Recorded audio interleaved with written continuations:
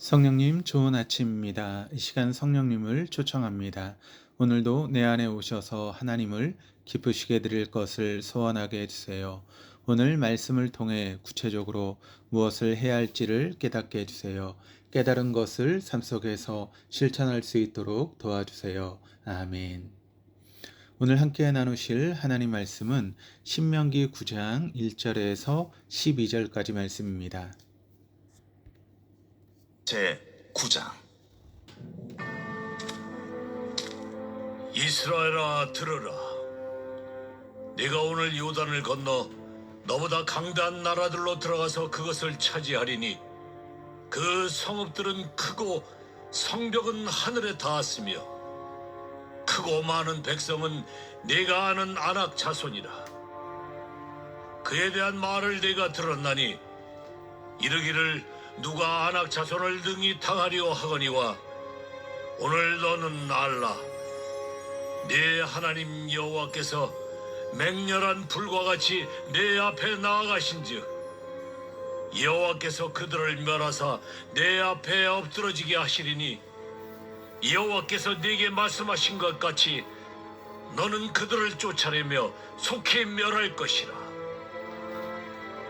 내 하나님 여호와께서 그들을 내 앞에서 쫓아내신 후에 내가 심중에 이르기를 내 공의로움으로 말미암아 여호와께서 나를 이 땅으로 인도하여 들여서 그것을 차지하게 하셨다 하지 말라.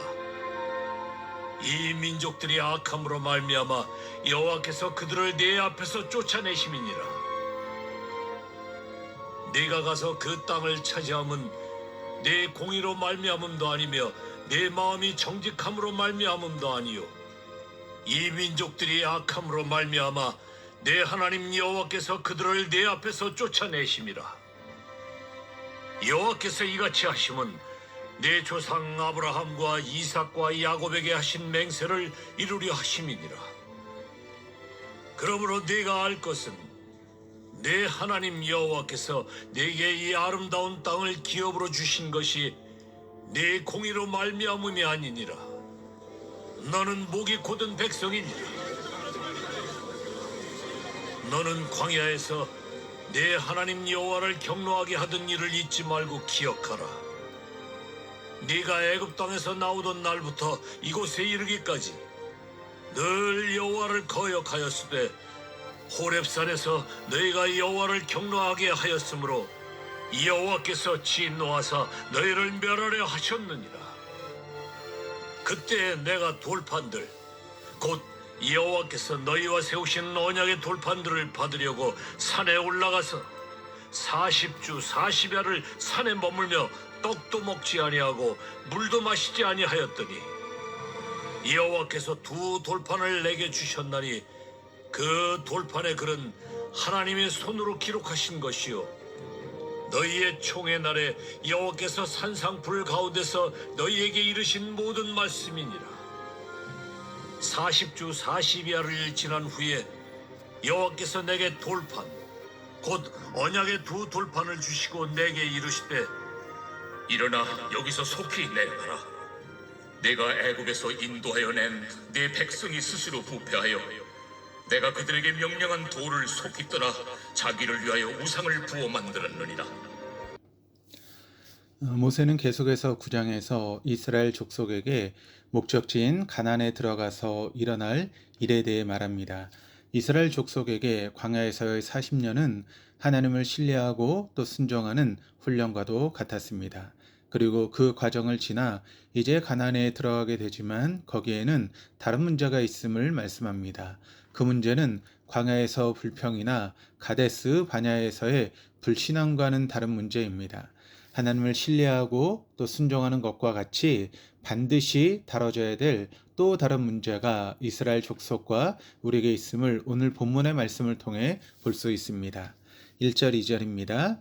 이스라엘아 들으라. 내가 오늘 요단을 건너 너보다 강대한 나라들로 들어가서 그것을 차지하리니 그 성읍들은 크고 성벽은 하늘에 닿았으며 크고 많은 백성은 내가 아는 아낙 자손이라.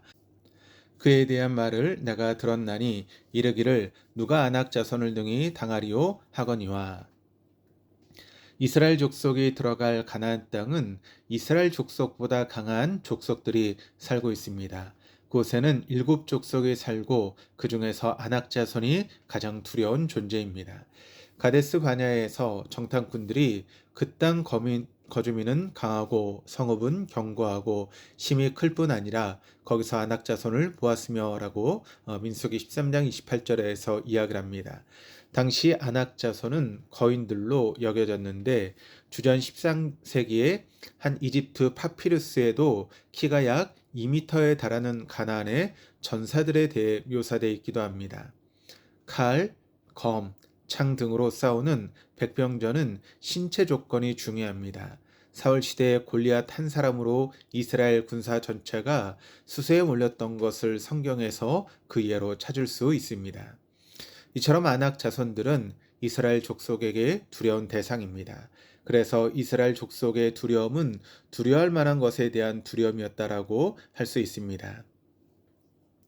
이스라엘 족속이 아낙 자손을 이긴다면 그것은 하나님께서 하신 것임을 인정할 수밖에 없는 상황입니다.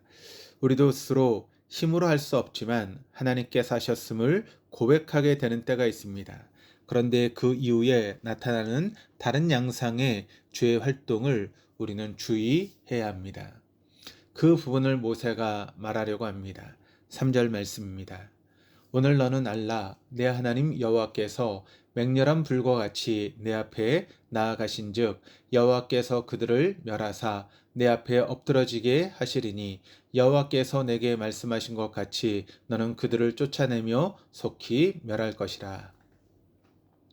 이스라엘 족속이 가나안 족속을 정복하는 것은 그들 스스로가 한 일이 아닙니다. 당시 40년을 광야에서 유리한 이스라엘 족속은 그런 힘과 군사력을 갖추기 어려웠기 때문입니다. 이스라엘 족속이 40년간의 강야와 가나안 땅의 정복을 통해 배우는 것은 여호와 하나님께서 그들과 함께 하신다는 것입니다. 그런데 문제는 여기에서 생깁니다. 그 문제는 이스라엘 족속이 자신이 의롭기 때문에 하나님께서 함께 하신다라고 생각하게 되는 것입니다. 우린 이것을 통해 이스라엘 족속뿐만 아니라 우리의 부패한 마음을 보게 됩니다. 그것을 모세가 말하고 있습니다. 4절입니다. 내 하나님 여호와께서 그들을 내 앞에서 쫓아내신 후에 내가 심중에 이르기를 내 공의로움으로 말미암아 여호와께서 나를 이 땅으로 인도하여 들여서 그것을 차지하게 하셨다 하지 말라. 이 민족들이 악함으로 말미암아 여호와께서 그들을 내 앞에서 쫓아내심이니라. 이스라엘 족속은 자신의 힘으로 그 땅을 차지했다라고 생각하는 것이 아니라 하나님께서 차지하게 해 주셨다고 생각합니다. 다만 자신들이 의롭기에 하나님께서 해 주셨다라고 생각하는 것입니다. 다시 말해 자신은 가나안 족속과 같은 강하고 큰 신체와 성은 없지만 그들과 달리 의로움이 있다라고 생각했던 것입니다. 이 생각은 앞서 8장에서 모세가 경고한 것보다 좀 더 나아간 것입니다.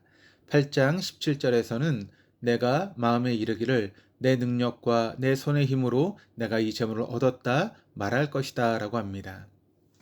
그러나 이것보다 더 나아가 자신들의 공의로 인한 것이었다라고 생각하는 것입니다. 6절입니다. 그러므로 내가 알 것은 내 하나님 여호와께서 내게 이 아름다운 땅을 기업으로 주신 것이 내 공의로 말미암음이 아니니라. 너는 목이 곧은 백성이니라. 이스라엘 족속은 하나님께서 값없이 주신 은혜로 오히려 자신을 높이게 됩니다. 그러나 여호와 하나님께서 가나안 족속들을 내쫓으신 이유는 이스라엘 족속의 공의와 관련이 없습니다. 모세는 그곳에 살던 가나안 족속들의 죄악으로 인한 것이었다라고 말합니다. 4절 하반절 말씀을 보시면 이 민족들이 악함으로 말미암아 여호와께서 그들을 내 앞에서 쫓아내심이니라 라고 말합니다. 고고학에 의해 당시 가나안의 타락한 문화가 밝혀진 바가 있습니다. 가나안 사람들은 다양한 신을 믿었고 제사할 때 산 사람을 죽여서 제물로 바치거나 도덕적으로 부패한 일들을 벌였습니다. 레위기에서도 이와 같은 사실을 진술하고 있는데 레위기 18장 24절에서 25절입니다. 너희는 이 모든 일로 스스로 더럽히지 말라. 내가 너희 앞에서 쫓아내는 족속들이 이 모든 일로 말미암아 더러워졌고 그 땅도 더러워졌으므로 내가 그 악으로 말미암아 벌하고 그 땅도 스스로 그 주민을 토하여 내느니라. 이처럼 가나안 족속을 내쫓으신 것은 이스라엘 족속의 공유와는 관련이 없습니다. 하나님께서 가나안 족속을 내쫓고 또한 이스라엘 족속에게 그 땅을 주신 이유는 조상들에게 하신 맹세로 인한 것입니다. 5절입니다. 내가 가서 그 땅을 차지함은 내 공의로 말미암도 아니며 내 마음이 정직함으로 말미암도 아니요 이 민족이 악함으로 말미암아 내 하나님 여호와께서 그들을 내 앞에서 쫓아내심이라. 여호와께서 이같이 하심은 내 조상 아브라함과 이삭과 야곱에게 하신 맹세를 이루려 하심이니라.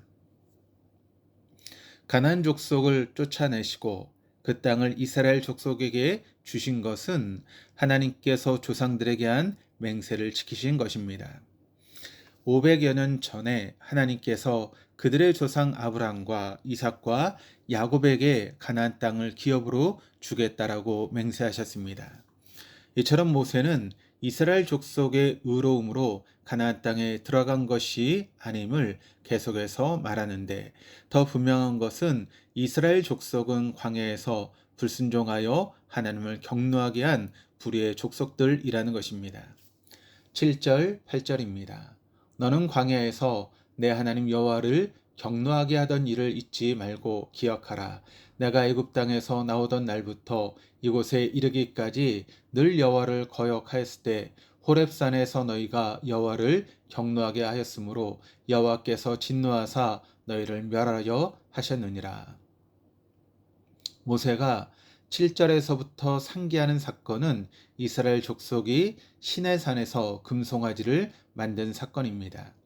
하나님께서 그때 이스라엘 족속에게 경노하셔서 그들을 멸하려 하셨습니다. 14절에서 나를 막지 말라. 내가 그들을 멸하려 그들의 이름을 천하에서 없애겠다라고 하셨습니다.